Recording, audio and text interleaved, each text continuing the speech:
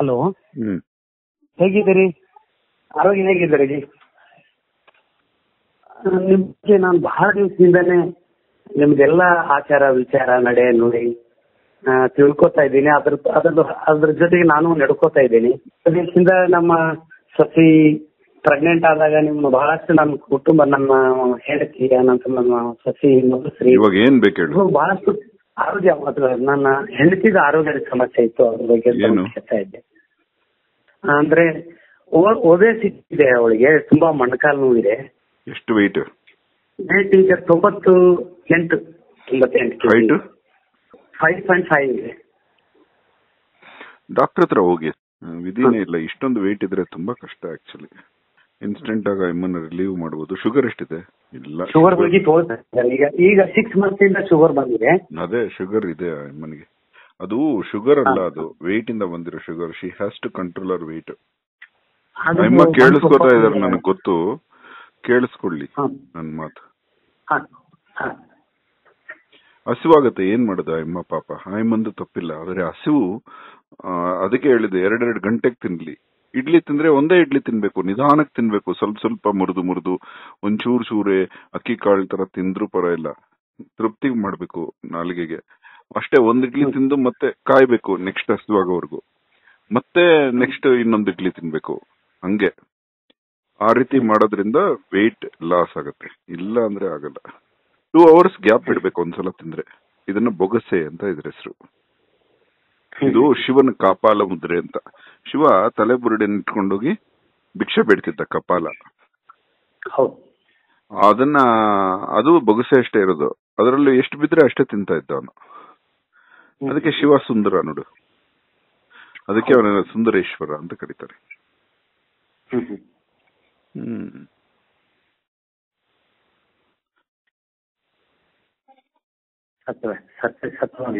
But ಒಬೆಸಿಟಿಯಿಂದ ಆಗೋ ಗುಣಗಳು ಹೇಳ್ತೀನಿ. ತುಂಬಾ ಸೆಲ್ಫಿಶ್ನೆಸ್ ತರುತ್ತೆ. ಒಳ್ಳೆ ಮನುಷ್ಯ ಕೂಡ ಸೆಲ್ಫಿಶ್ ಆಗೋಕ್ ಶುರು ಆಗ್ತಾನೆ ಒಬೆಸಿಟಿಯಿಂದ. ಗುಣಗಳ ಮೇಲೆ ಪರಿಣಾಮ ಬೀಳುತ್ತೆ ಒಬೆಸಿಟಿ. ನಂದು ಶಿವರಾತ್ರಿ ಶಿವನ ಒಂದು ಒಲಿಮೆ ಅಂತ ಅನಿಸ್ತದೆ. ನಿಮ್ ಜೊತೆ ಮಾತಾಡಿದ್ದೆ ನಾನು. ಅಲ್ವೋ, ಮಾತಾಡಿರೋದು ಫೇಸ್ಬುಕ್ ಅಲ್ಲಿ ಬರುತ್ತೆ. ನಿಂದೆ ತೊಂದ್ರೆ ಅಥವಾ ನಿನಗೆ ಮಾನಸಿಕವಾಗಿ ಯಾಕೆ ನನ್ನ ಹತ್ರ ಮಾತಾಡ್ತೀಯ? ಏನು ತೊಂದ್ರೆ ಇಲ್ಲ. ಏನು ನನ್ನಿಂದ 4 ಜನಕ್ಕೆ ಉಪಯೋಗ ಆಗಿದೆ. ನಮ್ ಸಂದರ್ಶನ ನಾನು ಕೊಡುವಂತ ಕಷ್ಟ. ನೀವು ಒಂದೇದು ಆಯಮ್ಮನಿಗೆ ರಾಂಗ್ ಟೈಮ್ ಅಲ್ಲಿ ಕೊಟ್ಟಿದಾರಲ್ಲ, ವಯಸ್ಸಲ್ಲಿ ಕೊಡ್ಲಿಲ್ವಲ್ಲ ಅನ್ನೋ ಕೋಪ. ಹೌದು. ಏನ್ ಮಾಡಕ್ಕಾಗಲ್ಲ. ಅದು ಜನ್ಮಾಂತರದಲ್ಲಿ ಇನ್ನೊಂದ್ ಜನ್ಮದಲ್ಲಿ ಸಿಗತ್ತೆ ರೈಟ್ ಟೈಮ್ ಅಲ್ಲಿ. ಕಾಯ್ಬೇಕು.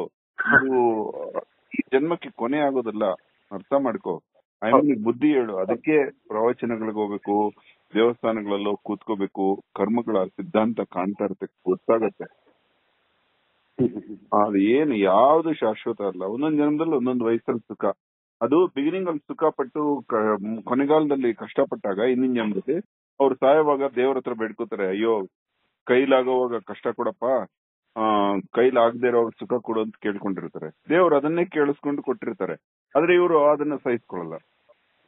ಎಲ್ಲ ಮನುಷ್ಯ ಬಯಸೋದೊಂದು, ಕೊಟ್ರೆ ಅದು ಬೇಡ, ಕೊಟ್ಟಿದ್ದು ಬೇಡ, ಕೊಡದೇ ಇರೋದ್ರ ಮೇಲೆ ಕಣ್ಣು. ಇದು ಮನುಷ್ಯನ ಆಸೆಯ ಸ್ವಭಾವ.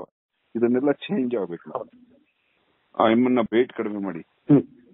ಹಸಿವಾದ ತಕ್ಷಣ 1.5 ಗಂಟೆ ಟೈಮರ್ ಇಟ್ಕೊಂಡು, ಹಸಿವಾದ್ರೆ ಇನ್ನೊಂದು ಇಡ್ಲಿ ಕೊಡೋದು ಅಥವಾ ಇನ್ನೊಂದು ದೋಸೆ ಕೊಡೋದು. ಒಂದ್ ಬೊಗಸೆ ಅಷ್ಟೇ ಕೊಡ್ಬೇಕು.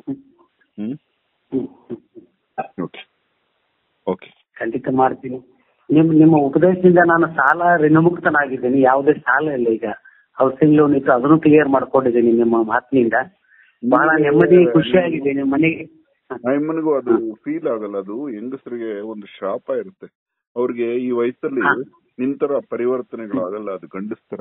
ಅವ್ರಿಗೆ ಈ ವಯಸ್ಸಲ್ಲಿ ಪಾಪ ಅದೊಂದು ಬ್ಯಾಡ್ ಲಕ್ ಅಷ್ಟೇ ಅವ್ರ ಲೈಫ್. ಈ ಯಾವ್ಯಾವ ಏಜ್ ಅಲ್ಲಿ ಹೆಂಗಿರ್ಬೇಕು ಹಂಗಿರೋಕ್ ಆಗಲ್ಲ. ನಮ್ಮ ಭಾರತ ದೇಶದಲ್ಲಿ ಇದೊಂದು ಪ್ರಾಬ್ಲಮ್ ಇದೆ. ನಮ್ಮ ಸಂಸ್ಕೃತಿ ಸಂಸ್ಕಾರಗಳಿಂದ ಅನೇಕ ತೊಂದರೆಗಳಿಗೆ ಒಳಗಾಗ್ತಾರೆ ಹೆಣ್ಣು ಮಕ್ಕಳು. ಬಟ್ ಹಿಂದಿನ ಕಾಲದಲ್ಲಿ ಹೆಂಗಸರೇ 98, 100, 120 ಬದುಕ್ತಾ ಇದ್ರು. ಗಂಡಸರು ಬೇಗ ಸತ್ತೋಗ್ತಾ ಇದ್ರು. ಯಾಕಂದ್ರೆ ಹೆಂಗಸರೇ ಕರೆಕ್ಟ್ ಆಗಿ ಬದುಕ್ತಾ ಇದ್ರು. ಈ ಕಾಲದಲ್ಲಿ ಹೆಂಗಸರು ಕರೆಕ್ಟ್ ಆಗಿ ಬದುಕೋಕ್ಕಾಗದೆ ರೋಗ ರುಜಿನಗಳಿಗೆ ದಾಸರಾಗ್ತಾ ಇದಾರೆ. ಈಗ ನಮ್ಮ ತಾಯಿ ಇದ್ದಾಳೆ 99 ವರ್ಷ ರನ್ನಿಂಗ್. ನಮ್ಮ ತಾಯಿ ಇದ್ದಾಳೆ. ಇಲ್ಲ ಅವ್ರು ನೋಡಿ ಸೊಂಟ ಕಡಿಮೆ ಇರುತ್ತೆ, ಬೆಲ್ಟ್ ಕಟ್ತಾರೆ ಸೊಂಟಕ್ಕೆ. ಇವ್ರು ನಾವು ಕಟ್ಕೊಳ್ಳೋದಿಲ್ವಲ್ಲ, ಅದಕ್ಕೆ ಸೊಂಟಕ್ಕೆ ಬೆಲ್ಟ್, ಉಡ್ದಾರ ಕಟ್ಟಕ್, ಬೆಲ್ಟ್ ಬಿಟ್ಟ ನಂತರ ಉಡ್ದಾರ ಕಟ್ಟಕ್ ಶುರು ಮಾಡಿದ್ರೆ ಜನ. ಉಡ್ದಾರದಿಂದ ಏನು ಎಫೆಕ್ಟ್ ಆಗೋದಿಲ್ಲ, ಸೊಂಟಕ್ಕೆ ಬೆಲ್ಟ್ ಕಟ್ಕೋಬೇಕು. ಹೆಂಗಸರು ತುಂಬಾ ಇಂಪಾರ್ಟೆಂಟ್. ಸಾಫ್ಟ್ ಬಟ್ಟೆಯಿಂದ ಬೆಲ್ಟ್ ತರ ಸುತ್ಕೋಬೇಕು, ಅವಾಗ ಆಯುಷ್ ಜಾಸ್ತಿ ಆಗುತ್ತೆ. ಓಕೆ. ತಾಯಿ ಇದ್ದಾರೆ ಗುರುಜಿ, ಅವ್ರ ಹತ್ರ ತಾಯಿ ಇದ್ದಾರೆ 99 ವರ್ಷ, ಈಗ ತುಂಬಾ ಚೆನ್ನಾಗಿದ್ದಾರೆ. ಅವ್ರ ಕಾಲ ಹಂಗಿತ್ತು, ಯಾರದು ಏನ್ ತಪ್ಪಿಲ್ಲ, ಅವ್ರ ಕಾಲಕ್ಕೆ ಅವ್ರು ಸರಿ ಇದ್ರು. ಈ ಅವ್ರ ಕಾಲದಲ್ಲಿ ತುಂಬಾ ಕಷ್ಟಪಟ್ಟು ಇಲ್ಲ, ಅವ್ರ ಕಾಲದಲ್ಲಿ ಮೊಬೈಲ್ ಇಲ್ವಲ್ಲ, ಕತ್ತೆ. ಅವ್ರ ಕಾಲದಲ್ಲಿ ಮೊಬೈಲ್ ಇರ್ಲಿಲ್ಲ, ಕಮ್ಯುನಿಕೇಶನ್ ಇರ್ಲಿಲ್ಲ, ವಾಟ್ಸ್ಆಪ್ ಇರ್ಲಿಲ್ಲ, ಫೇಸ್ಬುಕ್ ಇರ್ಲಿಲ್ಲ. ಅವ್ರಿಗೆ ರಾಗಿ ಬೀಸೋ ಕಲ್ಲಿತ್ತು, ಅವ್ರಿಗೆ ಬಟ್ಟೆ ಒಗೆಯೋ ಬಂಡೆ ಇತ್ತು. ಅದಕ್ಕೆ ಅವರು 98 ಇದ್ದಾರೆ. ಇವಾಗ ಏನು ಇಲ್ಲ, ಬರೀ ಹೆಬ್ಬೆರಳಲ್ಲಿ ಬಟನ್ ತಿರುಗಿಸ್ತಾ ಮೊಬೈಲ್ ನೋಡ್ತಾ ಕುತ್ಕೊಳ್ಳೋದು, ಎಂಜಾಯ್ ಮಾಡೋದು, ಇವೆಲ್ಲ ಇರೋದ್ರಿಂದ ಈಗಿನ ಕಾಲದ ಜನರೇಷನ್. ನೀನು ಅಷ್ಟೇ, ನೀನು ಹಾಳಾಗಿದ್ಯಾ, ಎಲ್ಲರೂ ಹಾಳಾಗಿದ್ಯಾ. ಹೌದು. ಏನಂದ್ರೆ ಮೊನ್ನೆ ಶಿವರಾತ್ರಿ ದಿವಸ ನನಗೆ ವೇದಿಕೆ ಮೇಲೆ ಮೈಕ್ ಸಿಕ್ಕಿತ್ತು. ನಾನು ಚಿಕ್ಕವನಿದ್ದಾಗ ನಮ್ಮ ತಾಯಿ 16 ಸೋಮವಾರ ವ್ರತ ಮಾಡಿದ್ದು. ಆ ವ್ರತದಿಂದ ನಾನು ಇಷ್ಟೊಂದು ಸುಖದ ನೆಮ್ಮದಿಯಿಂದ ಇದ್ದೀನಿ ಅಂತ ನಾನು ಬಹಿರಂಗವಾಗಿ ಸಭೆಯಲ್ಲಿ ಮಾತಾಡಿದೆ. ಯಾಕಂದ್ರೆ ಆ ಕಷ್ಟದಲ್ಲಿರ್ತಕ್ಕಂಥ ಒಂದು ಬಹಳ ಗೋಧಿ ಸುದ ನಮ್ ಕಡೆ ದುಡ್ಡು ಇರ್ಲಿಲ್ಲ ಅವ್ರ ಹತ್ರ.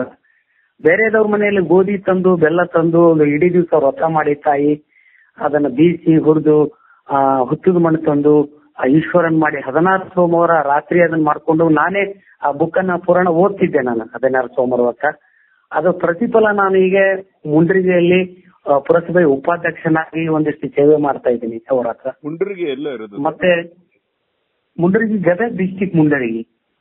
ಗದಗ ಡಿಸ್ಟ್ರಿಕ್ಟ್. ನಂದು ಮುಂಡರಗಿ ಅಂದ್ರೆ ಮುರುಡಾಗಿರಿ ಅಂತ, ನಾನು ಊರ ಹೆಸರು ಮುರುಡಾಗಿರಿ.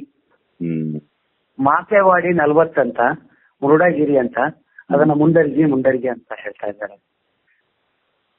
ಇಲ್ಲಪ್ಪ, ಏನೋ ಬೇರೆ ಇರ್ಬೇಕು. ಕಪ್ಪತ್ತಗುಡ್ಡ ತೆರವು ನಂದು, ಕಪ್ಪತ್ತಗುಡ್ಡದ ಮಡಿಲಲ್ಲಿ. ಆದ್ರೆ ಮುಂಡರಗಿ ಕಪ್ಪತ್ತಗುಡ್ಡದ ಮಡಿಲಲ್ಲಿ ಮುಂಡರಗಿ ಅನ್ನೋದು ಏನೋ ಬೇರೆ ಆಗ್ತಾ ಇರ್ಬೇಕು. ಶಿವನ ಬೆಟ್ಟ, ಮುರುಡನಗಿರಿ.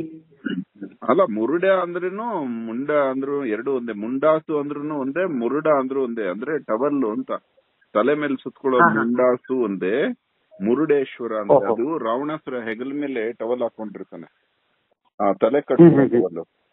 ಅವನು ಲಿಂಗ ಎಸ್ಬೇಕಾದ್ರೆ ಅದು ಮತ್ತೆ ಅಡ್ಡ ಬರ್ತಾ ಇರುತ್ತೆ. ಅವನ್ ಕೋಪದಲ್ಲಿ ಗೋಕರ್ಣದಿಂದ ಎಸಿತಾನೆ ಆ ಟವಲ್ನ, ಅದನ್ನ ಮುಂಡ ಅಂತಾರೆ. ಆ ಎಸೆದ ಟವಲ್ ಹೋಗಿ ಮುರುಡೇಶ್ವರದಲ್ಲಿ ಬೀಳುತ್ತೆ, ಸಮುದ್ರದ ಮಧ್ಯೆ. ಅದಕ್ಕೆ ಅದು ಮುರುಡೇಶ್ವರ ಆಯ್ತು. ನಿಮ್ದು ಮುರುಡರಗಿ, ಅದೇ ಮುಂಡ್ರಗಿ, ಹಂಗಾಯ್ತು.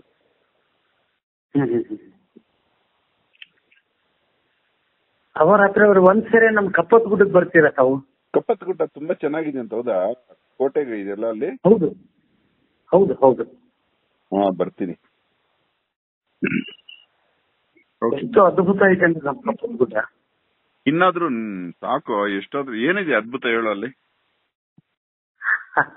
ನೀವೆಲ್ಲ ತಿಳ್ಕೊಂಡಿದ್ದೀರಿ, ಹೇಳೋದಂದ್ರೆ ನಾನು ಏನ್ ಹೇಳಿ ಈಗ ನಿಮ್ಗೆ. ನೀವು ತ್ರಿಕಾಲ ಜ್ಞಾನಿಗಳು ನನ್ಗೆ ಗೊತ್ತಿದೆ. ಹೀಗಾಗಿ ನಿಮ್ ಮುಂದೆ ನಾವು ಅನುತೃಣ.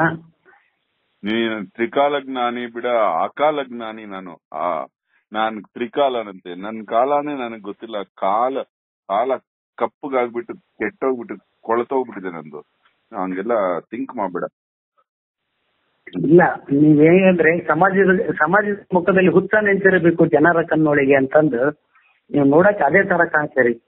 ಆದ್ರೆ ನಿಮ್ಮ ಮಹತ್ವ, ನೀವು ಮಾಡ್ತುವಂತ ಕೆಲಸ, ಅದಕ್ಕೆ ನಾವು ಸೋತೋಗ್ಬಿಟ್ಟಿದೀವಿ. ಆ ದಾರಿ ಒಳಗೆ ನಡೀತಾ ಇದ್ದೀವಿ. ಇವತ್ತು ಭಗವಂತ ಶಿವ ನಿಮ್ಮ ಜೊತೆ ಮಾತಾಡುವಂತ ಒಂದು ಅಮೃತಗಳಿಗೆ ನನಗೆ ಕಲ್ಪಿಸ್ಕೊಟ್ಟಿದ್ದಕ್ಕೆ ನಿಮ್ಮ ಧರ್ಮಪತ್ನಿಗೆ ಕ್ಷಮೆ ಕೇಳ್ತಾ ಫೋನ್ ಇಡ್ತಾ ಇದೀನಿ. ಪಾಪ ಅಮ್ಮನ್ಗೆ ನೋವಾಗೋ ತರ ಮಾತಾಡಿದೀನಿ. ಅದ್ರ 100 ಹೆಣ್ಮಕ್ಳಿಗೆ ಇದರಿಂದ ದಾರಿ ಆಗ್ಲಿ ಅಂತ ಮಾತಾಡಿದೆ. ಅಮ್ಮನು ಚೆನ್ನಾಗಾಗ್ತಾರೆ. ಇನ್ನೊಂದು ವರ್ಷ ಟೈಮ್ ಕೊಡ್ತೀನಿ. ಅಷ್ಟರಲ್ಲ ಅಮ್ಮ ಹ. 78 ಈಗ ಕಿಲೋ. ನೀವು ಮಾತಾಡಿದ್ದೆಲ್ಲ ಕೇಳ್ಕೊಳ್ತಾ ಇದ್ದಾಳೆ, ಜೊತೆಗೆ ಇದ್ದೀನಿ. 78 ಕಿಲೋ ಆಗ್ತಾರೆ. ಹ, ಹ, ಹ. 1 ವರ್ಷದಲ್ಲಿ ಆ ಅಮ್ಮ ಆರೋಗ್ಯವಂತವಾಗಿ ಶುಗರ್ ಇಲ್ಲದೆ ಬದುಕ್ತಾರೆ. Okay okay okay.